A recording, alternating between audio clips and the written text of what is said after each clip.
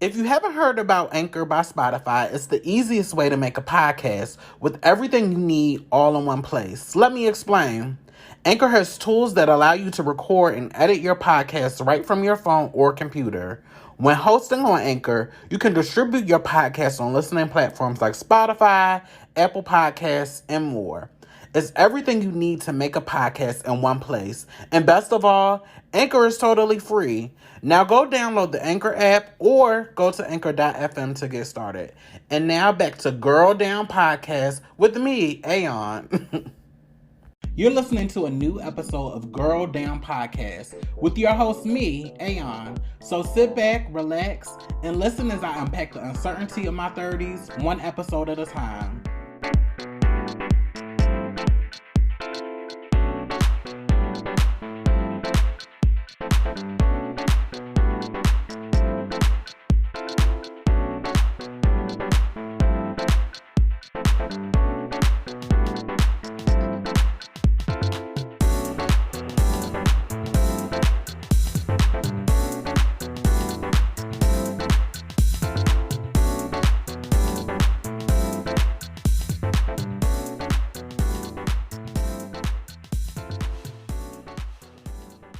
Hey, welcome to another episode of Girl Damn Podcast with Aeon. This is Aeon. So let's get into this next topic. I want to tell a little quick story of how I made the decision to get on PrEP. So a couple of Saturdays ago, a couple of Saturdays ago, I had a piece come over. So let me give you the backstory behind this piece. When I first moved to the DC area a year ago, it was the middle of summer. I think I had about a month before I started my position. And I was just here, and y'all know what I give. I'm very sexy and exit with very hoe on the go, hot girl summer. So I was just getting reacquainted back to the East Coast and exploring my options. So I came across this guy, very average looking man, but I really didn't care about how you only had, for me to cut up with you, as long as you're semi-cute and the package is what I'm looking for and we vibe sexually, we're sexually compatible, I'm here for the shit. So he sent me in. I can be kind of a size queen. For those of y'all who don't know, size queen are for the girls that like penises that are really big. And I use your imagination to figure out the rest. So when he sent his penis pic, his dick pic, it was nice. And I was like, okay, I look like I can handle this. You're decent. Come and swing by. So he came over, and when we were about to hook up, I was going to bottom for him. When he pulled his dick out, it was huge. I'm talking about length and girth. It was big. Like, his dick, it kind of is like really long, really wide. And it's not even the head that was big, it's the shaft. It kind of had like a cobra effect where like it was really wide.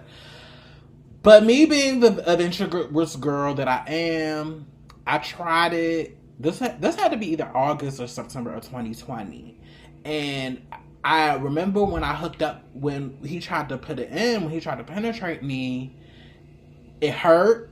Not only did it hurt, but it just wouldn't go in all the way. And I'm a girl. I'm expert in the taking pipe game. I've rocked with the best of them. My skills are pretty impressive. But the fact that he was so big that one, it hurt. And I'm sorry to be graphic, but I just want to keep it real with y'all because I know we all have these experiences.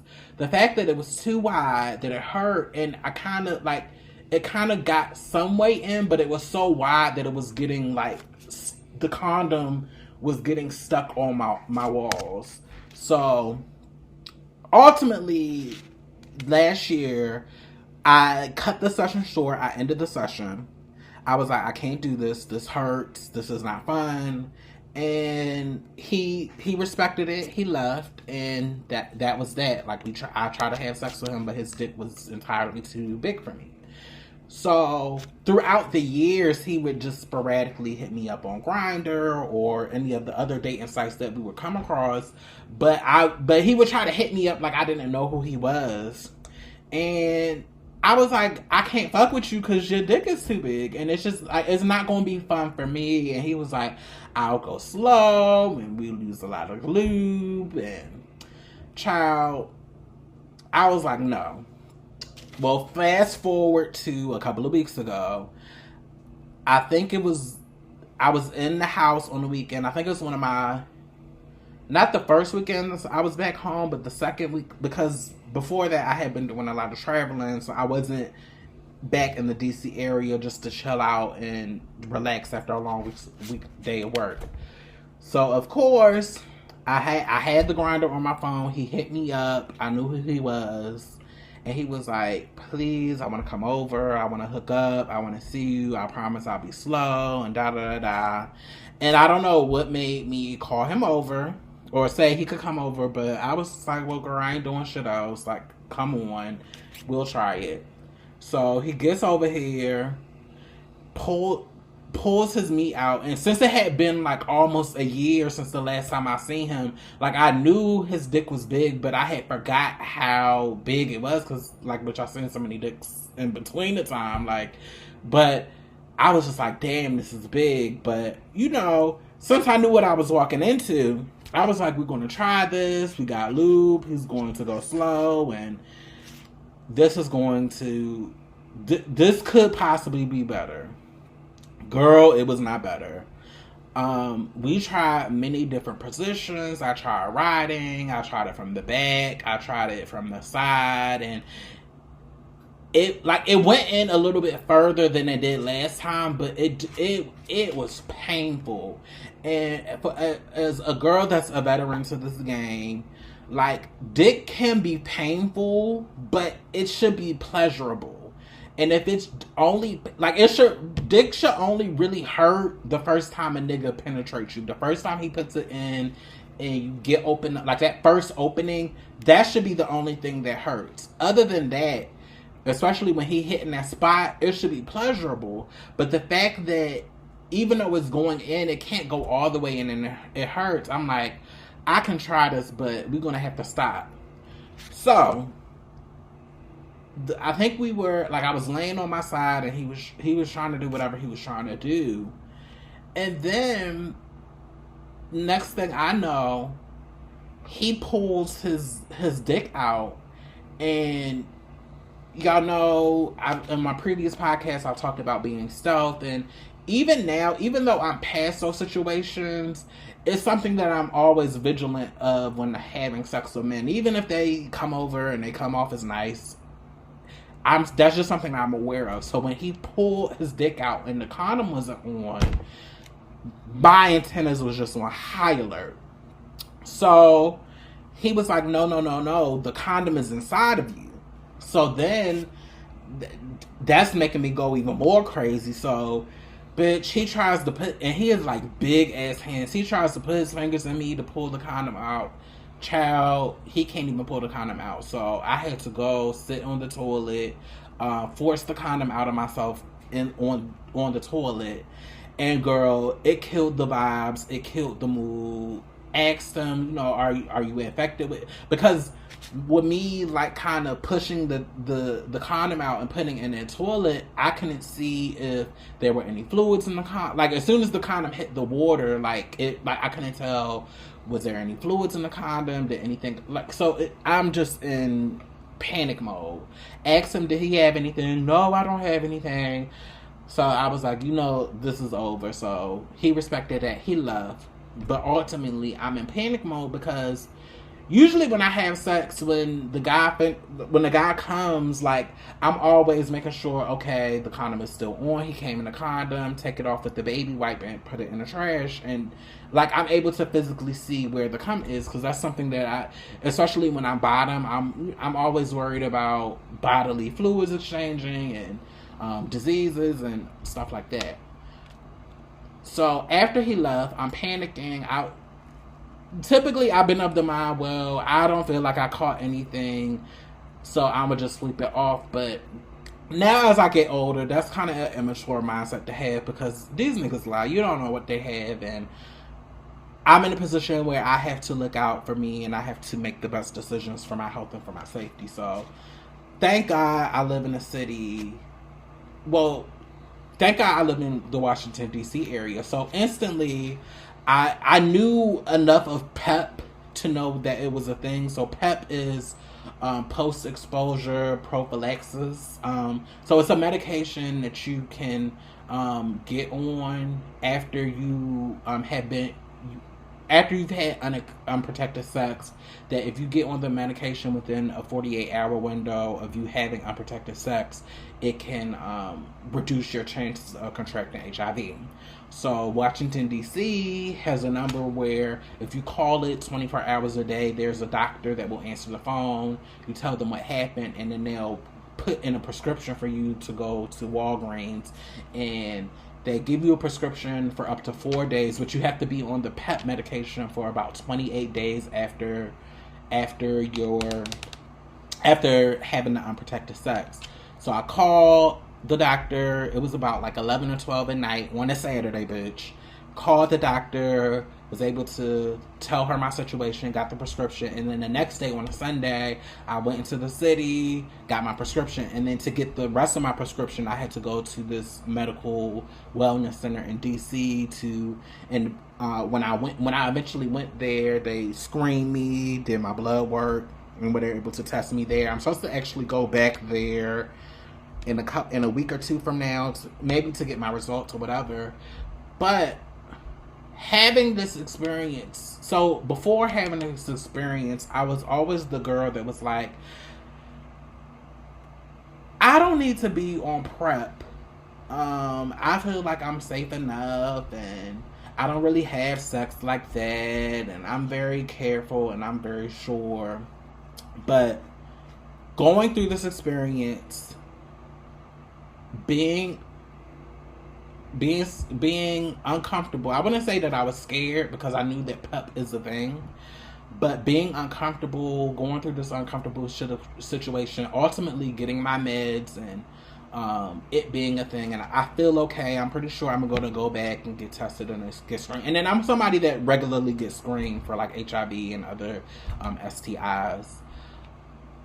It's really changed my mind that as somebody that's a single black trans woman, knowing what the rates are, knowing that I'm someone that primarily has sex with cis-het men, knowing how nasty they are and they just don't give a fuck about their health, that I need to step my health game up to the next level, especially my sexual health, and getting on PrEP is another part of that, because that situation just let me know that even as careful as you are, shit can happen, shit can go left.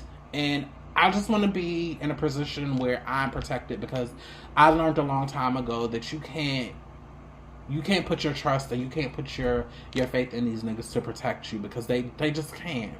And if there is a medication, I'm a girl that trusts in science. I believe in science. I am triply vaccinated for COVID. I just got my booster shot last weekend, or the weekend before last shot. I can't remember. No, last weekend, last Sunday. I believe in science. And as somebody that was kind of, I'm the type of girl, I'm kind of a late adapter to things. So when PrEP, which is the pre-exposure prophylaxis, which you take on a regular basis, so